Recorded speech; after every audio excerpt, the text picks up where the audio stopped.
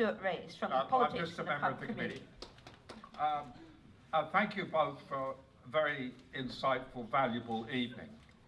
I want to ask you a question about the transformation to a more socially just, quasi-Nordic system. Because we face a clash of, right at this moment, two sets of values that are in total contrast. On the one hand, there is a genuine, as Winton has said, a disillusionment about neoliberalism, and you hear all sorts of cliches about the so-called end of capitalism. The realization that all it's done is multiply inequality and all the social injustices that go with it. So that's one set of values, a kind of vain hope that there's an alternative. The other set of values are about the massive rise of the right, of populism, which is anti-government, anti-migrant, derisory about human rights. So given those two totally conflicting forces, how do we gain a sense of optimism from what you've said about the merits of the respect for common humanity, it seems to me, that's at the basis of, we'll call it the Nordic system? Well, that was easy. Okay, next question. So thank you for your question, which I of course appreciate very much. And then I'll try, as any good politician, to answer another one instead, because that's a lot easier. But that wouldn't be fair. So I will try. I don't think that because we have gone through this transformation in the Nordic countries, that we have left the liberal economy totally. I think the whole point is that we've been able to, and at least that's how I guess today my Prime Minister would put it, and I think, and he's from the center right, but I think if I'd asked my Prime Minister 2 years ago and she was a socialist or a social democrat, a Labour, she would have said the same. We managed to do both, and I think that's the whole crux of the matter, is that that's the value of it, is that we've managed not to go to a socialist, let alone communist model, but we managed to have a policy, an economic policy that's sound, that's definitely very, very supportive of our businesses. I think businesses in Denmark are thriving. They're not unhappy at all. But we're still ensuring that basic needs, and basic, I don't mean basic, but I mean basic needs at a high level are taken care of for our citizens. And I think that's the model that has developed, and that, I think that's the whole point, is it's a transformation that's developed over time, and it's managed to settle somewhere where no matter which party is at head, we're not really giving up that model. I should also say maybe something that helps this along is the way our political system works. Most of the countries I've been in and that I've studied, and it's always a matter of getting a majority government. Winner takes all. So Trump wins, he takes all, and everybody else loses, or whichever way you want to put it. That may be dangerous on television, but that's okay. Or but I mean, the model in the Nordic countries is definitely in Denmark is that I can't recall when Denmark last had a majority government. I can't. I seriously don't recall when it was. It was not the last 30 years. And those minority governments that we've had over these many, many years have all but one or two been coalition governments. So you have to imagine a system where 2, 3, 4 parties get together to form a government, and there's still a minority. So you have to go through a process, as any political party, of fighting your internal battles on any piece of legislation inside the party, because not everybody agrees. Finally, you get to a point where you put forward legislation, except that we have to now, whatever party's prime minister is there, has to look to his coalition partners and get them on board. There's a lot of compromise, consensus building here. And then after that, they have to go and ask the rest of Parliament, because they've got to find some other friends in Parliament. From case to case, also. It changes. So your friends are not the same. The idea is, though, that when you finally agree on a piece of legislation, it usually has about 80%, on the average, 80% support in Parliament. That also means that when you change government next time, when you go from a center-right to a center-left government, you don't need to change everything, because most of it, they were on board. Please, you don't change what you voted for. In so many other countries, you need to change. So that, I think, is part of the reason why it works. The other question that you put is a really sad one, and that's the rise of populism. And anti-government, anti-establishment. And again, I'm sorry to mention Trump, but that's how he came about. That's also how Macron in Paris, in France, came about. Slightly better model, but he has some of the same reflections. And it's the reasoning behind him becoming the president of France is the same.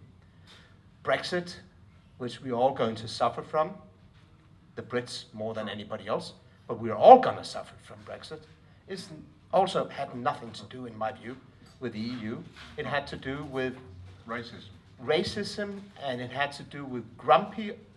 I'm going to really watch out now, because when I look around, there might be a few of them in the room that fit the description.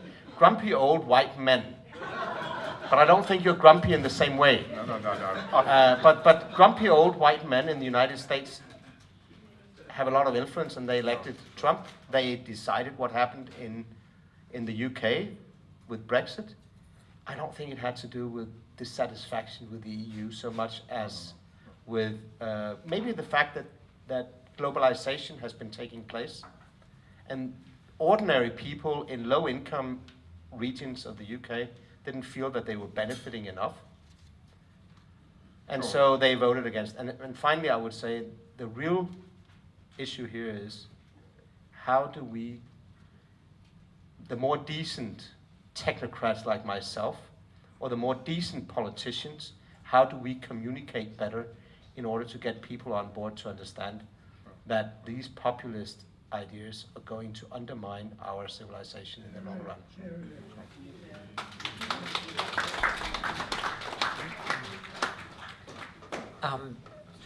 Let me just go back into history again. When the Social Democrats were first making their run in Sweden, there was also, of course, the rise of fascism happening at the same time. In many countries, there was massive unemployment, and the Nazis were able to hoover up a lot of that as part of mass support. Now, in Sweden, you had these new Social Democrats who had a clear programmatic response to the Depression. They could explain very clearly to people who were down and out and who were desperate how they were going to turn things around. And basically, they stole all the oxygen from any kind of nascent fascist or Nazi movement. Now, if we fast forward to the 2008 global financial crisis, which caused comparable dislocation and chaos and people losing their homes and people losing their jobs, not in this country but in many others like the United States and the UK and many parts of Europe, there was no programmatic response from the left. There was nothing on offer except this kind of insanity that people like Trump represent. It was just because there was a programmatic vacuum that these sort of movements got going.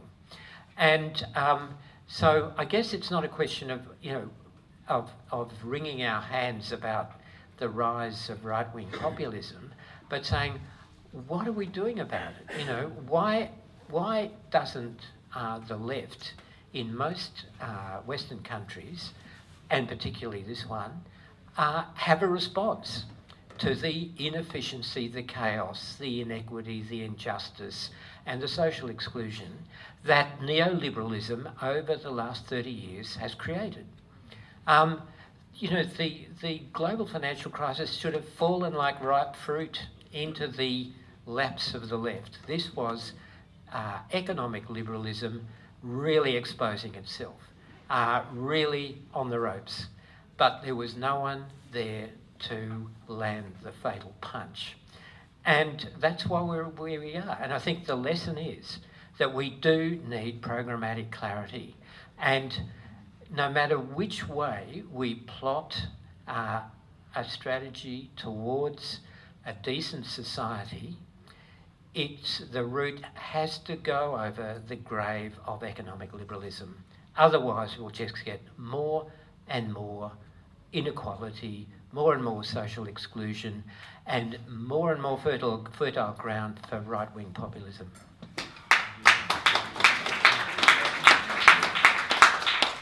There's a great thing about sitting in the middle here. I can steal the microphone on the way back. Why don't the left take the opportunity that's served on a platter for them? Maybe part of it is because they can't, because at least in Europe, I won't answer so much for Australia, but in Europe, part of the agenda has been also migration, illegal migration, flow of refugees, etc., and how that has put pressure on societies, especially the middle and lower income parts of society. And that's where the Social Democrats, the Labour parties and so on have had their stronghold, and that part has been now threatened or attacked or taken over by exactly the populist parties. I might say the same here in Australia. If I look at one particular party, they're part of stealing the agenda. And definitely in Denmark, the right-wing populist party has been stealing the agenda from the socialist or the social democratic party. So much that the social democratic party in Denmark has taken over some of the right-wing populist party agenda on exactly migration issues. So they've now become the tough party in Denmark. That is, our Labour Party is now the tough one on migration issues. That's really interesting because they're all fighting a turf battle for the, let's say, the next elections and seats there. Hi, thank you for your very informative talk. I just want to put this in context. Your comment, please. Bernie Sanders denounced America's crooked version of casino capitalism and the growth of social inequality, social division, the rise of the 1%. And he argues that America urgently needs to, quote, look to countries like Denmark, like Sweden and Norway, and learn what they have accomplished for their working people as a solution to the crisis. He also went on to argue that capitalism in its pure, undiluted, laissez-faire form is doomed to self-destruction. Hillary Clinton's reply to Sanders' rousing and popular speech was a patriotic call. We are not Denmark, we are the United States, built on individual enterprise, not collectivism. And we know what the result was, Trump. Okay, so your response to that. And another, the social economists John Reamer and Pranab Badhan have argued that the social contract achieved in Denmark and in the Scandinavian countries was a result, especially in Denmark, was a result of a history of radical political action. And they point out that Nordic social democracy requires a strong labour movement to sustain the heavy redistribution required, arguing that it is idealistic to think similar levels of redistribution can be accomplished in countries with weaker labour and popular people's movements. So is it important to build those movements first before we can realise the ideal of a Scandinavian-style social democracy? And I'm also interested in the flexicurity, the response to Denmark's response to the effects of globalisation and the need for flexibility in a labour market combined with income security. So you're combining the two, and does that encompass also aspects of a universal basic income? There you go. I took it before first. Well, yeah, thank you for that very, very broad question. Let me start at the easy end, which is labour market policy. Now, labour market policy in Sweden began in its modern form in the 1950s. It was a union initiative, because the unions were really the initiative takers in new policy. And their idea was that industry needs flexibility, but that need actually converges with the workers' need to be able to change jobs and to actually reskill, find new careers and so forth. So the idea of the Labour Market Board in Sweden was to be immediately available to workers who lost their jobs through restructuring of industry, and pick them up, retrain them, put them in a better career, and part of the genius of Wren and Maidner in the post-war period was to say, we want all wages to go up steeply, and that will be a way of getting rid of capitalists who are inefficient. We don't want low-paid workers subsidising inefficient capitalists. They should be euthanized. And on one of these, because organised labour and organised capital were constantly talking to each other at this stage, there was a conference when Wren and Maidner were presenting their model of how Swedish economy should work, and one of the capitalists said, what are you going to do to help us when we can't pay these high wages? And Gösta Rehn's immediate reply was, we'll set up an office of the labour market across the street from you to get your workers out of there before you collapse. So that seemed to me a perfect Scandinavian way of saying, we all have the same interest in flexible, efficient industry, so workers should be able to change their jobs, increase their skills, move ahead, and inefficient capitalists should be allowed to go and die somewhere, and only the efficient ones will be left. Now, it seems to me that when we're talking about the owners of capital, one of the things that's really interesting is that when social democracy was in its heyday in Sweden, the capitalists that matter were industrialists. They really cared about growing their industries, which were self-evidently productive ones. And there was a lovely moment which Wigforss talks about in his memoirs when when it was absolutely clear that the Social Democrats had swept the board and they weren't going away. The top capitalists, the sort of Rockefeller of Sweden, asked for an appointment to go and talk to him, and Wigforss was a very polite man, had very good manners, and they got on like a house on fire, these two. And this top capitalist, his name was Marcus Wallenberg, immediately saw that actually these Social Democrats are going to be good for business. And so maybe they should cut all their ties from these non-socialist parties they've been supporting and get with this expansionist program. And that's exactly what happened. And that's why throughout this period, you find that the industrialists, while they could fight like mad over wage levels and usually lose, they realised that they were talking to not just the most unionised workforce in the world, but a union movement that had a production policy as opposed to just a distribution policy. So they had areas in which where they could talk turkey. The historical compromise, it's often called, that you give us all our social ambitions and we will give you a highly skilled, flexible workforce. And that I think was the key to it. Now, the final thing I want to say is it's a big issue, this thing about the decline of the labour movement, including the union movement, as a political force. Now, an old acquaintance of mine called David McKnight has just published a book in praise of populism. But he's talking about left populism. He's talking about things like the Occupy movement, Momentum movement in the UK. These movements have shown enormous promise, but they have no program.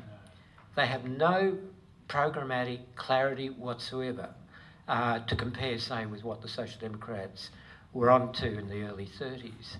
That's what we need now, is a program. And these mass movements are going to be absolutely vital, I think, to getting it across, so we're not going to fall for technocratic delusions. But there does need to be a party or some political actor that is capable of generating the programmatic clarity to see a way forward for these movements. Otherwise, they just wither and die, as the occupation movement has done.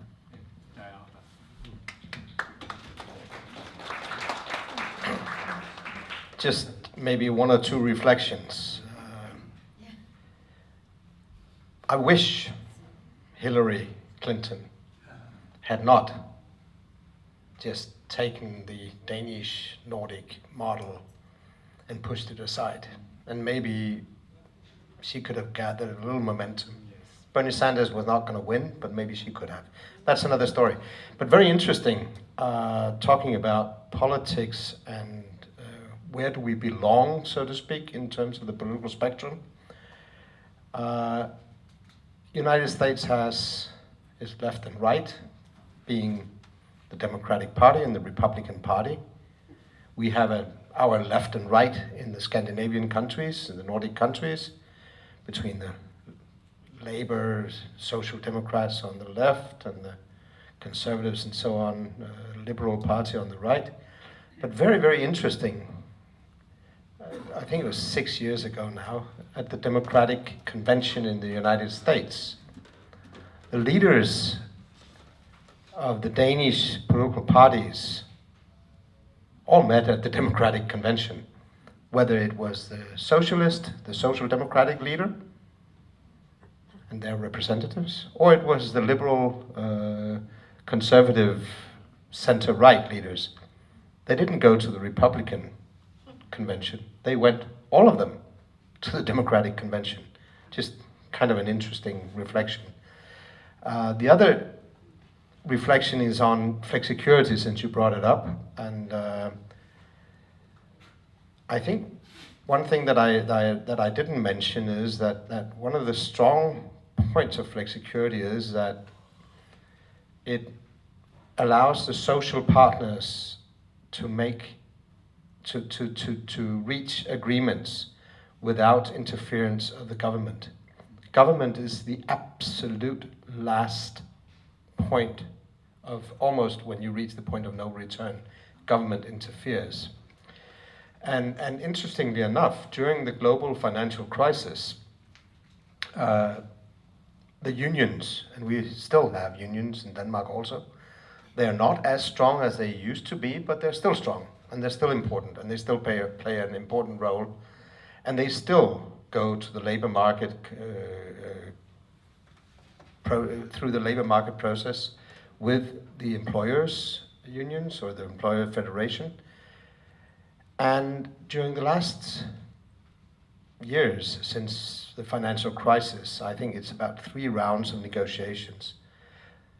Interestingly, the labor unions by themselves, because they're part of an understanding of how things work, just as the employer's side is part of an understanding of how things work. The labor unions showed restraint. They did not waste their time going on the barricades, fighting like crazy for wage increases that were not reasonable at a time when we were trying to get through the global financial crisis without too many scars. They showed reasonable restraint. And that's part of the whole dynamic, I think, in our part of the world, which we don't see very many other places.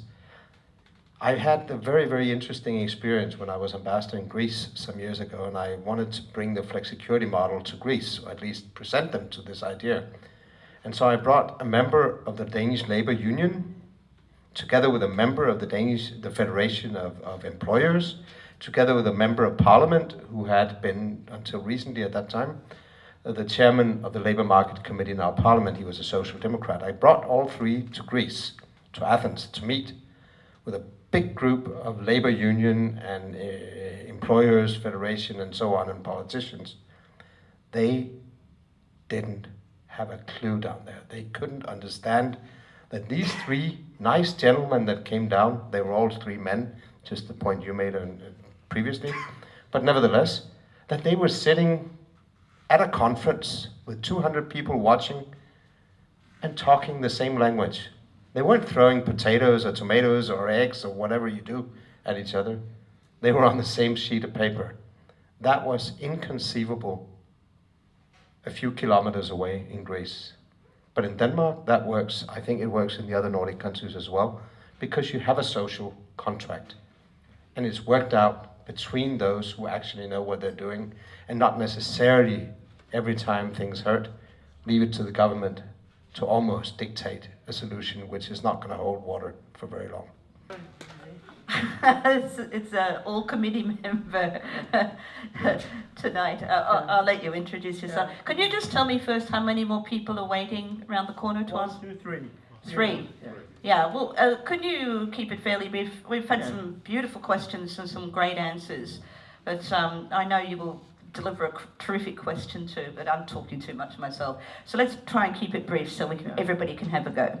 Joffrey Bauchi, committee member in the Association for Good Government Secretary. I've been to Sweden and I flew to Singapore and had interesting comparisons between the two because both had good quality of life. And I theorize that Singapore and the Nordic models simply rearranged the economic variables. Singapore would brag about having a low income tax rate, but they charge high land value tax rates.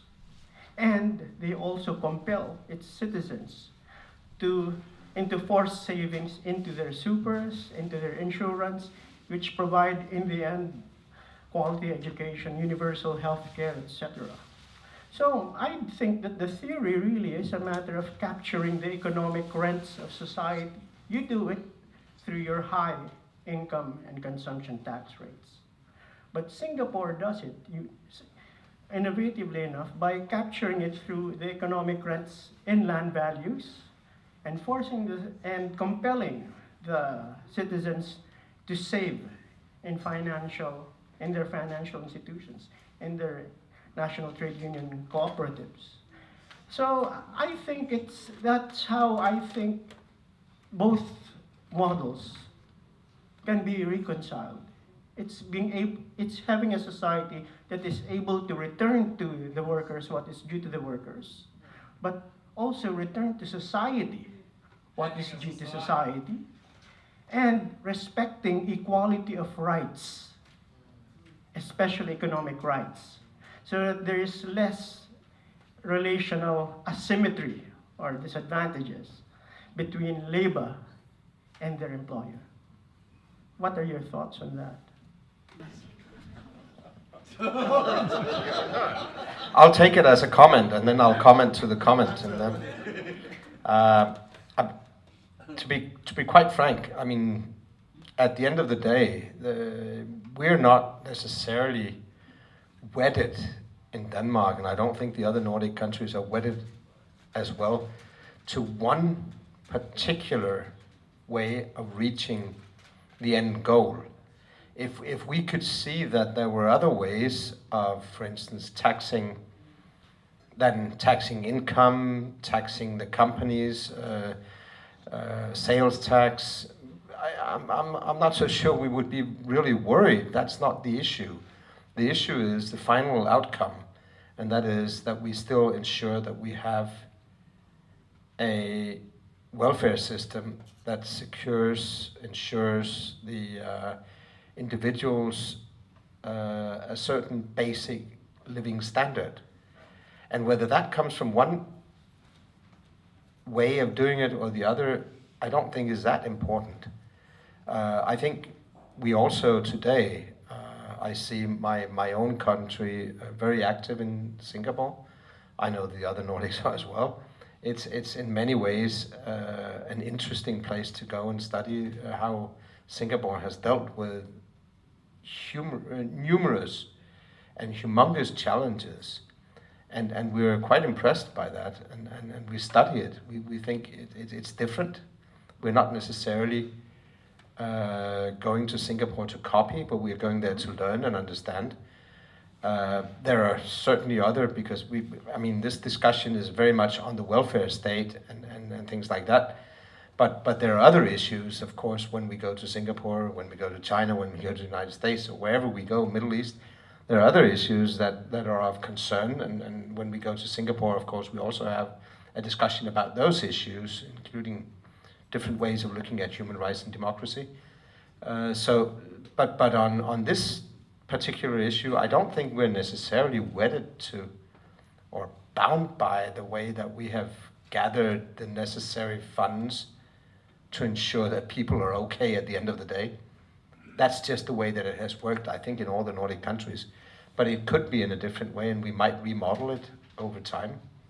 I think the basic issue is, can we live with a system that supports inequality? Or do we want a system that strives for equality insofar as it's possible without being totally crazy about it? And I think that's what the Nordics have really done. They've established a system where we are equal under the law. We're more or less equal. It doesn't matter whether we're man or woman. It shouldn't matter our racial background. It does, unfortunately, because of the developments over the last few years. We've become, unfortunately, a little bit, now I have to watch out, but I wouldn't say we're racist, but the policies that we have implemented could almost lead you to think that we are racist. I don't think Australians are racist, but I think some of the immigration policies that Australia has implemented lead you to that thought. But I don't think Australians are racist. On the contrary, I think you've got one of the most impressive systems of integration anywhere in the world, and you've got a multicultural society that in many, many ways works much better. But because of policies lately, the impression of something else is left behind. But in terms of economic policies, I think we could change. It wouldn't matter as long as we ensure that the basic principle is the same, and that is we want to ensure equality insofar as it's possible for all.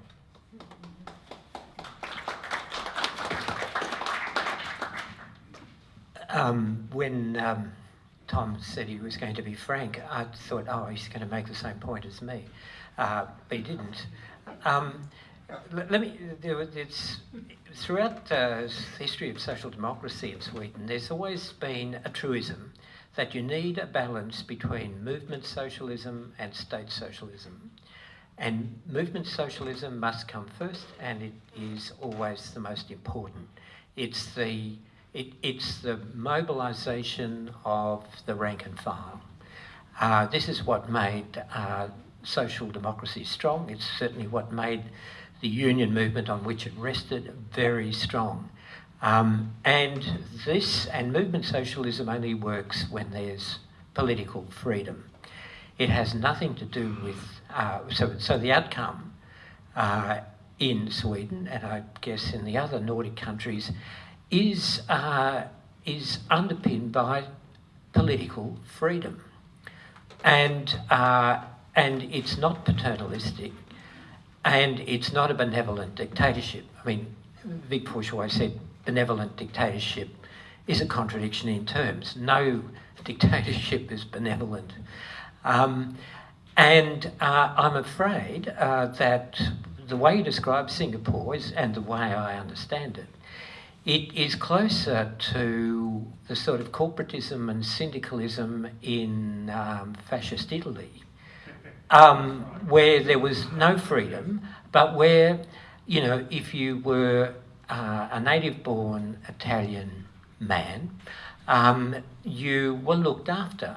You know, the trains ran on time. That was supposed to be the great virtue of fascism.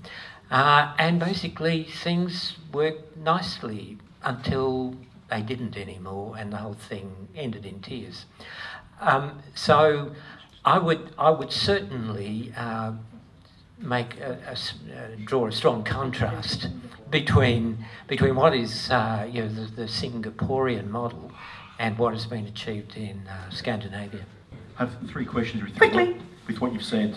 In a previous talk here at the Politics in the Pub, there was a mention about, in terms of Denmark having one of the, probably number one or number two in transparency.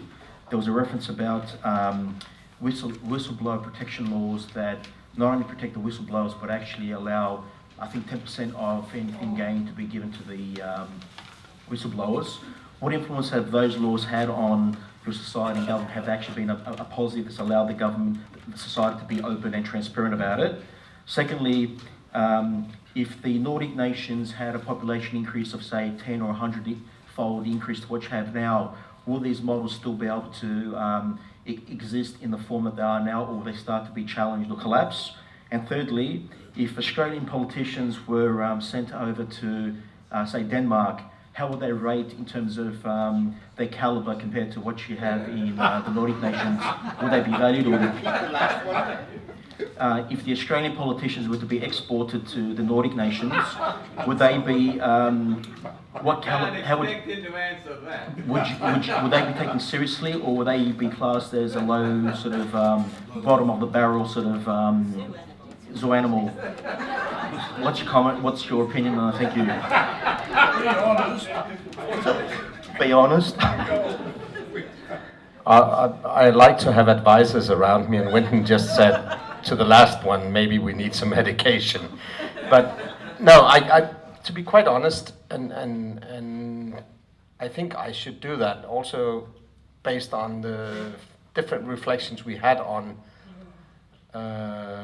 populism and those who are not real, you know, establishment politicians. That actually establishment politicians aren't that bad. I think we've come to a point right now where we are almost thrashing anybody who has been in politics for more than half a year, because they should come from grassroots and they should be against the whole establishment, and do away with the technocrats as well, because they're just supporters of the established politicians. And I'm kind of worried about that trend, and I think you can easily here in Australia fall for that as well, that anybody who is an established politician, whether it's Labour or it's Malcolm Turnbull or Barnaby Joyce or I don't care who, that they're not really serious. I mean, they are. To be quite frank, my time as a diplomat, through my time as a diplomat, I met a hell of a lot of politicians from all walks of life and different regimes. I've also met dictators over the years. Sometimes you are worried, of course you are. But I think in general, in democracies, most politicians are actually hardworking, serious, trying to establish a platform for their policies and their party's policies. Whether you like them or not is a different story. And I'd rather have some of those. I was almost about to say some of those that are semi-quasi dictatorship politicians than the totally unguided ones that are popping up right now, because we seriously have no idea where they're going and what damage they can do. But just to say, if they came to Denmark, I don't think we'd be that worried. But I mean, there's a lot of them out there doing a good job. and whether they're part of the government right now in Australia or they're part of the opposition, I don't care. I think they're still doing a good job. My own closest minister would be Julie Bishop. You may like her, you may not, but she's a very professional foreign minister. That's how I view her. But there's a lot of people out there that will see her differently, and that's fine. That's part of politics. When you put yourself up there also as a politician, that is what you risk. You risk, as opposed to me, because I'm a technocrat, I'm a civil servant, I don't risk that. I don't risk my own reputation, I just do my job. In terms of your other question, Denmark and international transparency, and how do we manage to be up there, I guess, or... No, I was referring to with the whistleblower whistleblowers. laws. Is that actually an asset, because it's actually pretty much a Denmark or Nordic sort of nation really stand out from other areas? Do they? I don't think they stand out. From other countries in the world? That's what we're led to believe from previous talks. But No, I don't think so. I think but it's not the whistleblowers and policies with whistleblowers. I think it stems, and that really stems from the 100 years of development over time, that we have managed to reach this point of low level of corruption. And it is very, very nice to find, I think, all 5 Nordic countries, if I'm not wrong, are on the top 10. Yep. Of the least corrupt countries in the world, together with New Zealand. I don't remember where Australia is, but it's also up in the top, but it's not quite up there. 17th. Yeah, 17th. It's a little less.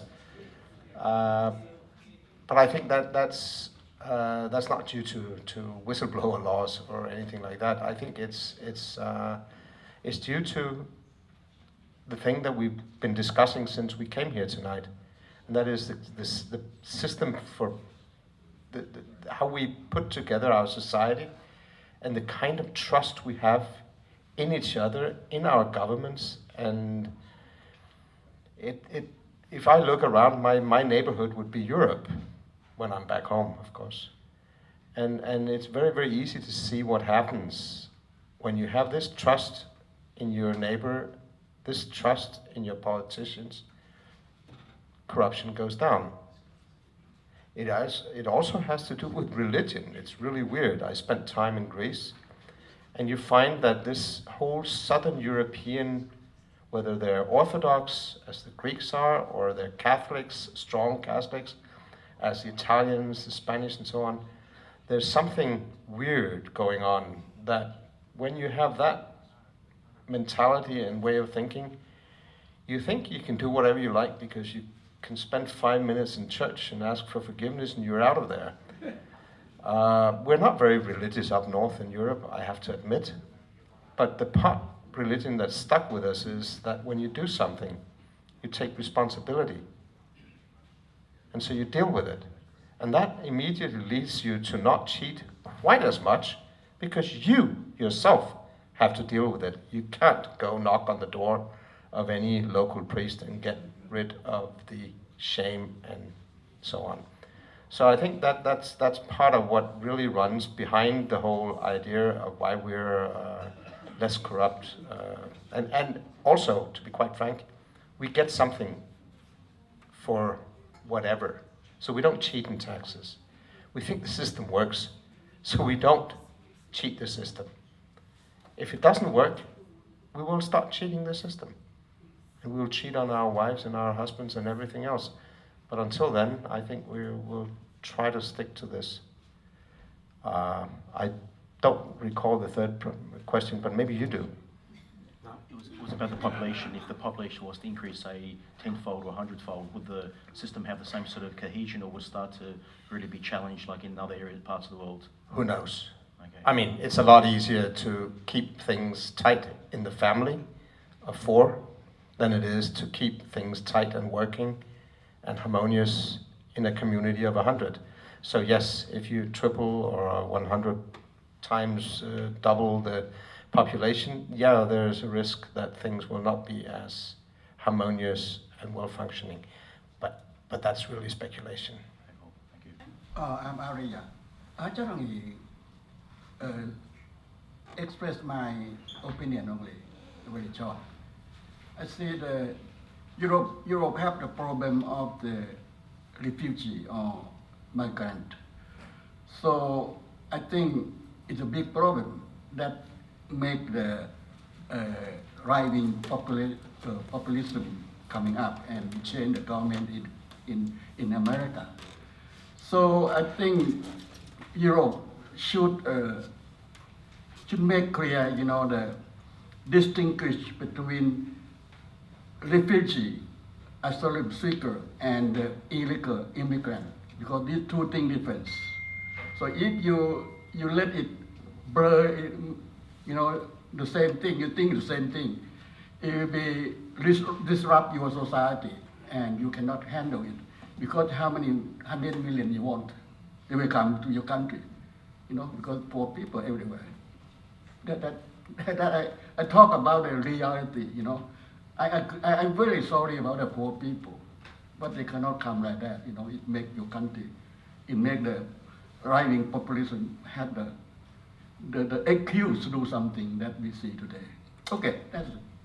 Well, I guess I'm representing one of the 28, soon to be 27 European or EU countries. And we are definitely facing issues. We have for the last 3-4 years, 5 years maybe, faced the issue of migration, and definitely, sadly, that has led to a rise in populism in most European countries, including my own, I would like to say.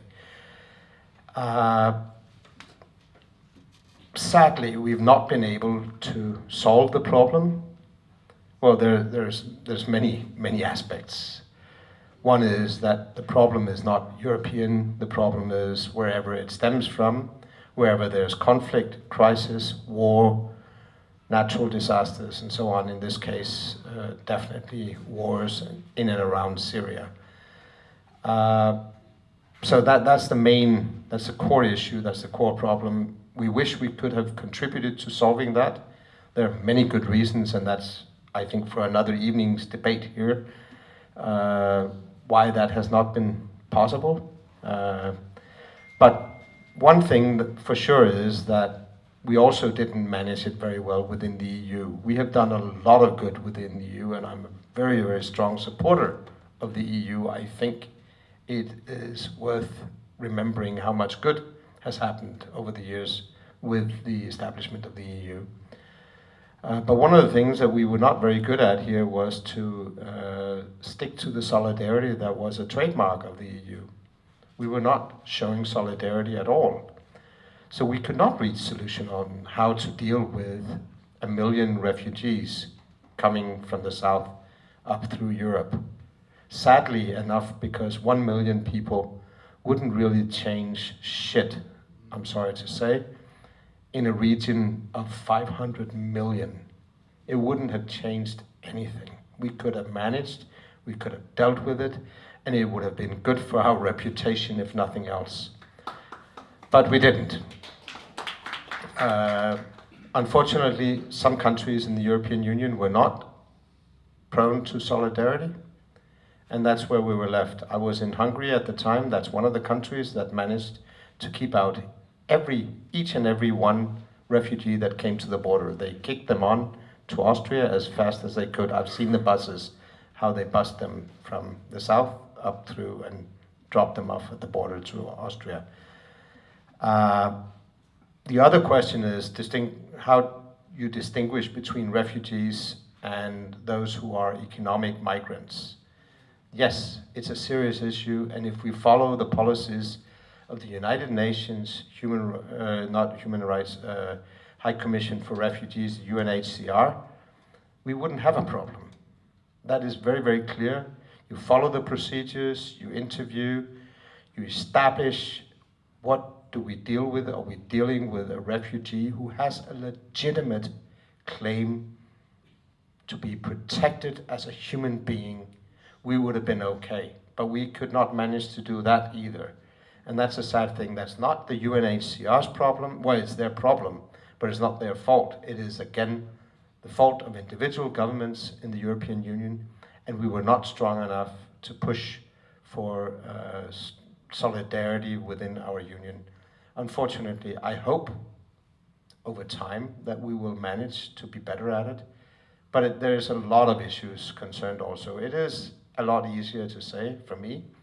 I'm representing a country up north. It takes time to get there. It's a lot more difficult to be a Greek diplomat or a Greek citizen and dealing with it. They can get on a raft and get from Turkey to Greek islands in no time. I could do it, and I'm a weak guy, so they could do it as well, and it's a difficult situation. So, in the big picture, if we dealt with it according to the international regulations, and if the EU had shown solidarity, we would have been able to manage this issue. And I think also, to be quite frank, we could have avoided some of the populist developments that we've seen in Europe in the last 4 or 5 years.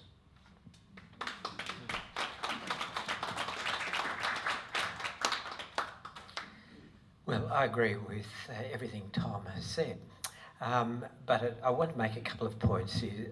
First of all is that we can't compromise on the principle of our common humanity. We have to exercise just even the ancient ethic of hospitality to strangers in distress. And we, in this society, have failed miserably in that regard. The other thing is that when one looks at the refugee influx into the EU, it's sort of in the nature of a natural disaster. It's not like that here, because we actually created the problem by being absolutely wedded and welded onto US foreign relations. We are responsible for the chronic destabilisation of the Middle East since the Anglo-American incursion into Afghanistan in mid-1979. The deliberate creation of a civil war in Afghanistan, and everything has slid from then. And we, of course, were one of the 3 countries that, against international customary law, the Nuremberg principles that were taken on board by the United Nations in 1948, we invaded a country in an unprovoked way. And that war, which we started in 2003, is still going on. It's 14 years. What do we expect to come out of wars? An awful lot of human misery. And it's coming back, you know. We started this, and we can't complain when these people who are the victims of our foreign policy over 25 years or so come knocking on our door. We're in quite a different position to the EU countries who were not the instigators of this catastrophe in the Middle East, except, of course, the UK government. Today is Thursday, and once upon a time, every Thursday we got 4 broadcasts on SBS. There was Finnish and 3 Scandinavian languages. Sorry, Faroese and Icelandic were missed out, but now I know Danish has been discontinued. I would love it if you could pull a few strings and have it rebroadcast. I don't know what's happened to Swedish. Now, I was in Denmark in 2006, and every time I watched the TV news, all I saw was boatloads of Africans going to the Canary Islands on their way to Europe. And when I came back, I heard a broadcast, a Danish gentleman on the Danish program saying, if only Europe could borrow John Howard for a year and end our problem with refugees. Well, I won't worry about refugees. My big beef is genuine asylum seekers like Ursuline, the Kurdish freedom campaigner whom Sweden handed over to Turkey, where he still languishes in jail. At least they don't have a death penalty in Turkey, but I don't like the Turks. They did the same to the Armenians as what Hitler did to the Jews. Well, that's enough for me. You got off easily, Tom. I'll get you some other time. On the SBS and the Danish Scandinavian languages, on the one hand, yes, we noted that they don't have the resources to keep correspondence and people to do programs on the Danish, in the Danish and other Scandinavian languages. Yeah, I'm really not going to worry too much about that, given the fact, and I'm not the best, but we, in general, in Denmark and in the other Scandinavian Nordic countries, we speak pretty good English, and if we've been here for a long time, I think we can manage. So I think actually in some ways it's pretty nice that we don't need a Danish language channel, because we've integrated pretty well and we manage in English. The other question or the other comment, I'll just say, we're not really studying the Australian model of integration or keeping the boats out that much, so we'll leave it at that. Next question. It's Bruce Toms, also from the Politics and the Pub Committee. Yeah, and Australian Socialist Journal. Now the claim was made that Sweden had almost eliminated unemployment in the 1930s. And the implication was some virtue in their socialist approach to the economy. Well, they had iron ore to sell to Nazi Germany, and it kept the German economy armed until they used the armaments in the Second World War. So is there any particular socialist virtue in Sweden's more reduction in unemployment in the 1930s? Okay, so any capitalist economy I think that's a question for Winton, yes? can do that. Yeah, well, Sweden has, because Sweden is a neutral country, it has to develop and produce all its own weaponry. And that's been so for a long, long time. And in order to keep their defence industries going, they do have to export. Australia is in this position right now. We're exporting weapons to all sorts of nasty countries.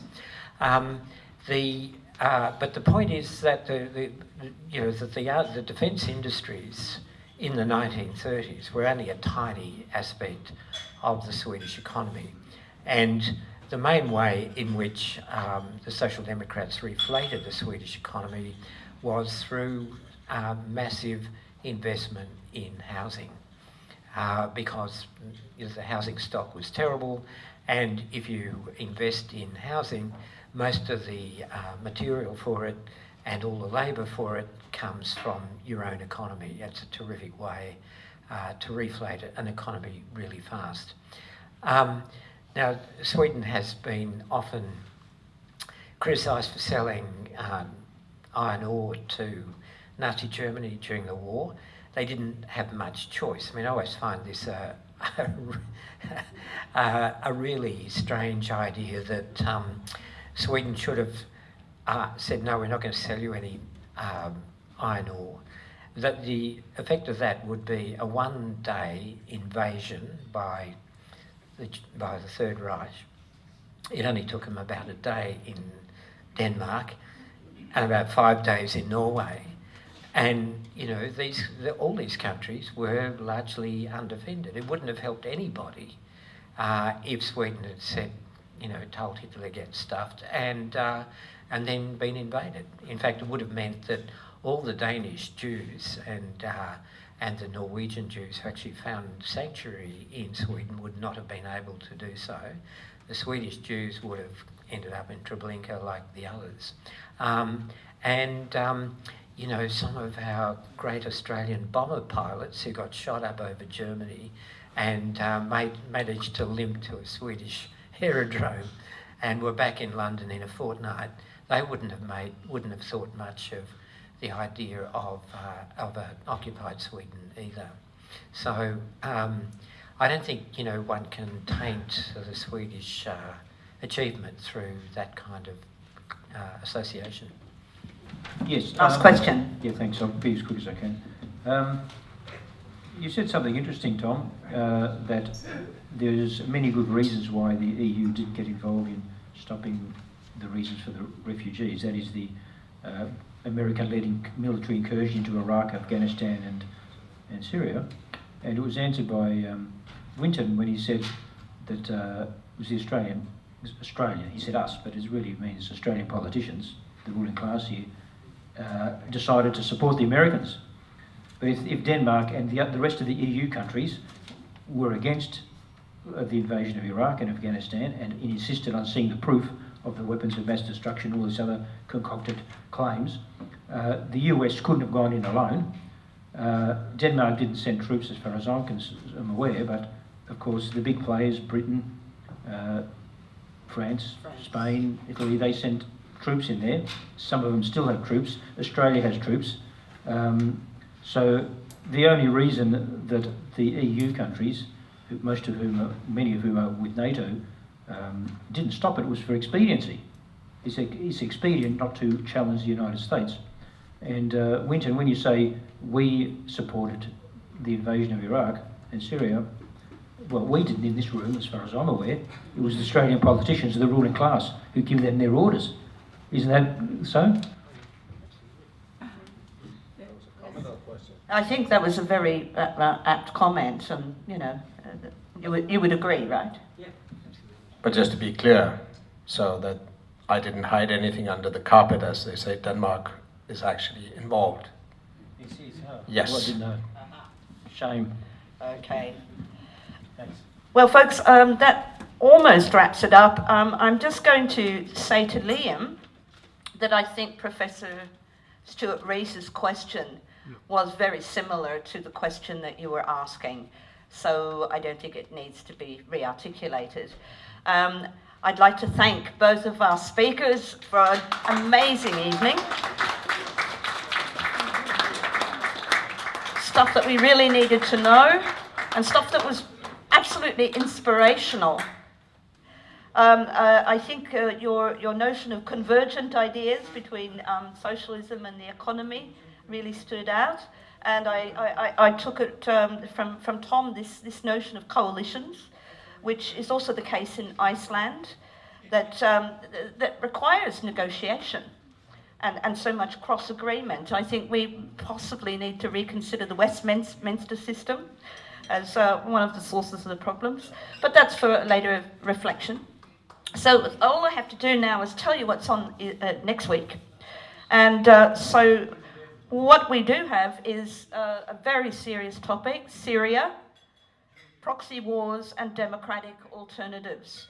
So our speakers will be Anthony John Billingsley, lecturer in international relations at University of New South Wales, a good friend of mine, Rachel Evans, a great activist, and friends of some of the people in this room as well, who's part of Rojava Solidarity and in Sydney, and a journalist for Green Left Weekly, and Mark Goodcamp, who's an activist with Syria Solidarity Australia, Refugee Action Coalition. So I hope to see you all again next week, and thank you very much for coming.